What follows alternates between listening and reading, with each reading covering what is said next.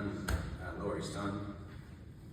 For those of you that didn't know, those are my children, Weston, Thomas, Janie, and Cody.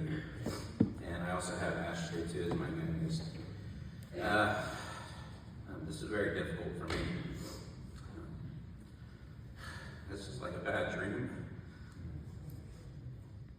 So if this tribute just seems a little bit off or mixed up, I've had a really difficult time writing this.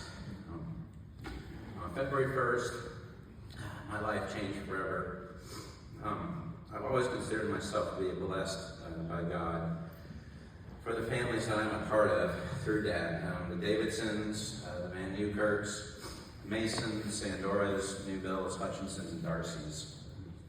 But the reason for that was Dad. He was the glue that held all of these families together. From his Super Bowl parties, if you guys ever experienced those, I'm having a hard time seeing, sorry. His weekly scat parties, his Christmas parties. Dad was always at the center of these. It was incredible. Everybody gathered there. But as much as he was the hub for everybody there, he was even a more incredible dad. Has made me into the man that I am today. So, I'm sure that all of you that have met Dad, you know that he is a man of action. He demonstrated that in many ways with many quality characteristics, including leadership, courage, his ability to care, resiliency, and self-sacrifice. Dad demonstrated these throughout my childhood, which enabled me to carry these into adulthood. Dad was mainly either the principal or vice principal in the Volusia County school system.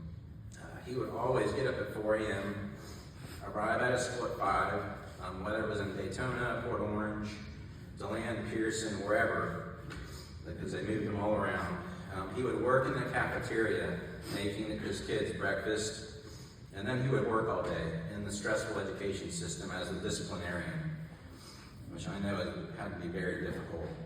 He would do this every day. He was never late to work.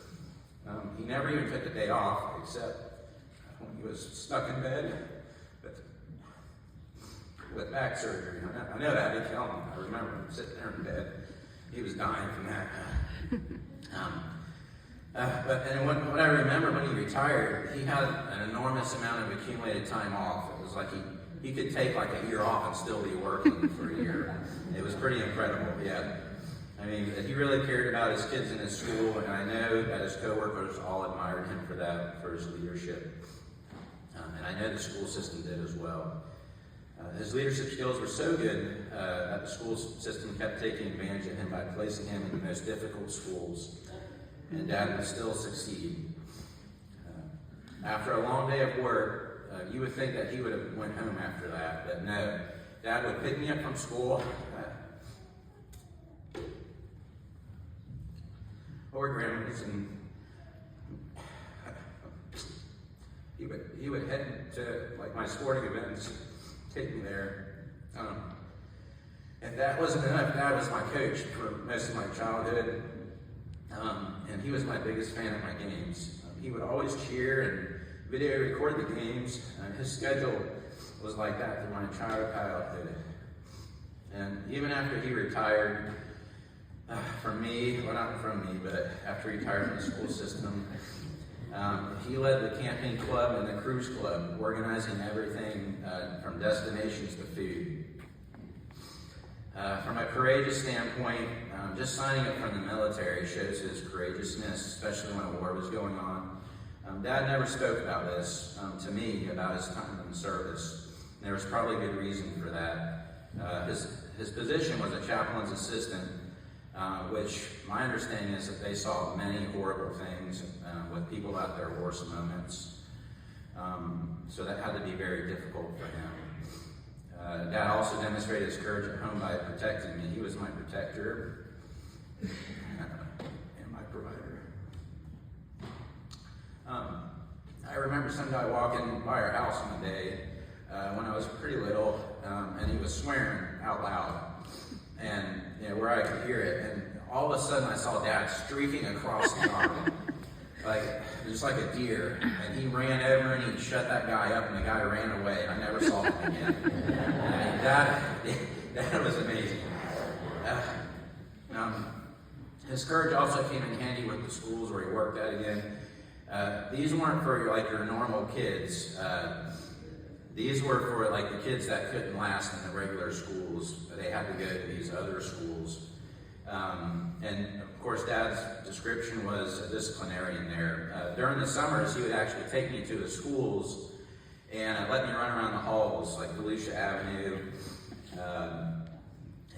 I'll never forget one day that we went into a room there, and there was a jacket on the ground. It was a white jacket.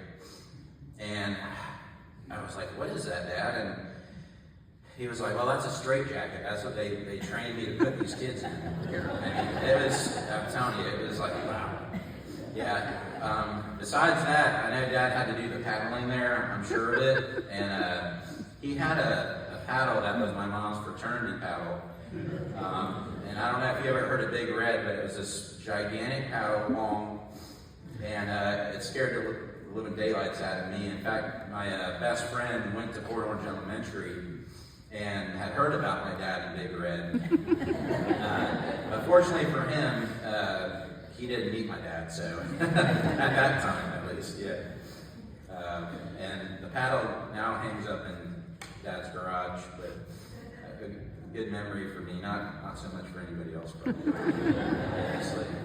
From a caring characteristic, I mean, he cared for me so much. He constantly kept me near to him throughout my life. When I was young, he would take me everywhere. I mean, that's really all the memories I have. Just being with him as a little boy. I would jump in as a really cool, he had this really cool white camper van. And we would drive to all different places. I mean, I loved sitting in the front seat, no seat belt, feet on the dash, and we would go everywhere. He had so many friends. It was at Dottie's, his best friend Frank. We went over to his house all the time. He like worked at a plumbing shop, or I think he worked there. He was there all the time. I don't know. Ike Johnson's house, Nikki Broadhurst's house. We always went to the lake, the Earharts. Went to his softball games, the Volusia County School Bowling League. This guy was into everything, and he always took me with me. Not only that, but I'll always remember as a little boy, Dad would always go buy me chocolate eclairs, just a lot, from a local donut shop, and he'd let me watch Saturday cartoons. As I grew up, he continued to stay close to me. If I was playing outside, I knew he was always around working in the yard. He was always fixing the house up. Not only that, but we played cards all the time. We went over to the Zimmets and played ping pong all the time, even when they weren't home. Sorry, Ron. We would throw darts. He always took me to tennis lessons at Indigo Lakes, where he played tennis too. We played basketball all the time in the front yard, and he had this unstoppable hook shot, which I mean, I could not stop. It was so frustrating. And I later learned that he was actually the leading scorer on his high school basketball team, which was pretty incredible. And it just shows how humble he is. He never even shared that with me. And then we would always go to Sonny's in South Daytona when it was Sonny's after our games at James Street. I mean, it was just me and him.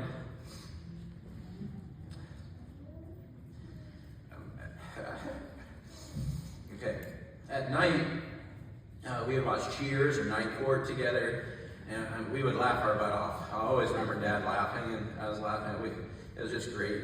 Or I would watch Braves baseball, and he would sit right next to me reading his newspaper. He always was at my sporting events, again, coaching or video recording me. He was there for everything. He gave me my first beer. Yeah, that had to come, yeah. He was the only one to take me out for my bachelor party. Even after I got married, he was right around the corner. It was perfect because I could visit him frequently. He would always be interested in what was going on with me, or the grandkids, or my kids. I don't have grandkids, I guess, yet. And he would always give me his attention and often offer up advice. Resiliency, which I know you guys know this, but I put this in for my notes. The ability to take punishment and come back for more. And I can only imagine as an educator for 31 years that you have to have a great amount of resiliency. As a father, that was extremely resilient for me. When he picked me up from middle school, every day, he would always ask me like how my day went. And you know, as a middle school kid, I'd be like, nothing. And you know, I never shared anything with him. I'm kicking myself for that, but I think he understood. And at one point in my youth, I began to really push back at Dad. I mean, I was actually embarrassed that he was at my games, and I let him know that. It's a stupid reason. But he never gave up on me. It's okay, Daddy. It's okay. And he continued to show up to all my games and support me. And thankfully, I grew out of that stage. And I loved it when he came to my games. He would park his van on the side of the park and get up on top of his van and video record the games for me at the ball fields. And even when the crowds were talking, and if I did something, I would always, listen for his voice, and he would always cheer for me. I can still hear it in my head when I hit my first home run. Him yelling at me. Sorry. Actually. Oh, okay. Self-sacrifice. I think probably many of you know how much sacrifice that he made.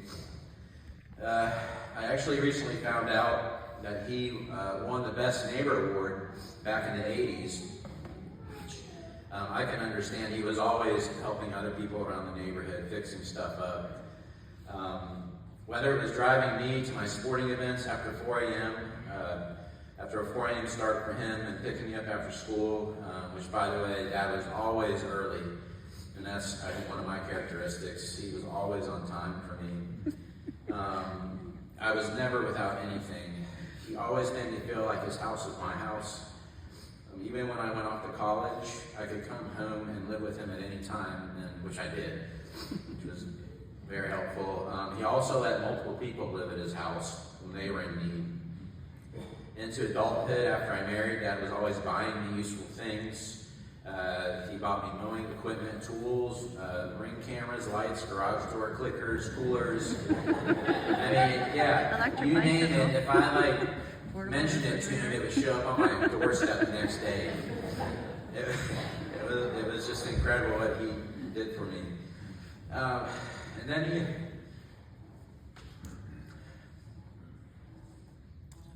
then he purchased a rental property for himself. And little did I know at the time, but that would be the most valuable gift that he could give me. We spent several months fixing that house up together. We replaced all the kitchen cabinets, which he knew how to do everything. He replaced the countertops, the electrical, the bathroom plumbing, the vanities, the sliding door. It created so many good memories for me. We had so many laughs and arguments. It was like we were living together. I'll never forget those moments.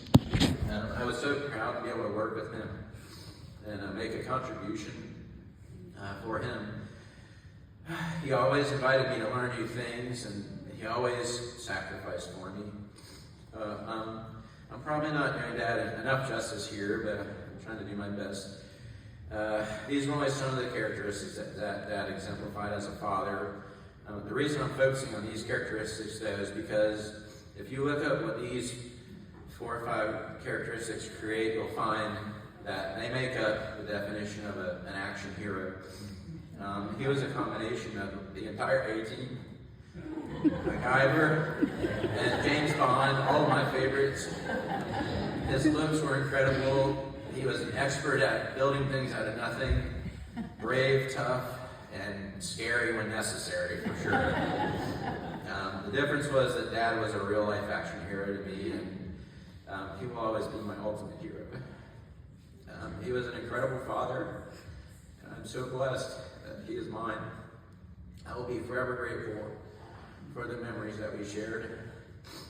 My good childhood friend sent me some information after Dad passed on what it feels like to go through losing something like this, losing a close family member like this. And he described it, or it described it as being dropped in the middle of the ocean during a very bad storm.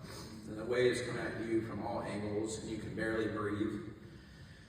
And that's certainly what it felt like to me. However, I do have one thing that I'm holding on to in my vision of this, is that as the waves crashed into me, I can actually see an orange life preserver floating my way. And as it reaches me, written on it was, "He will be fine."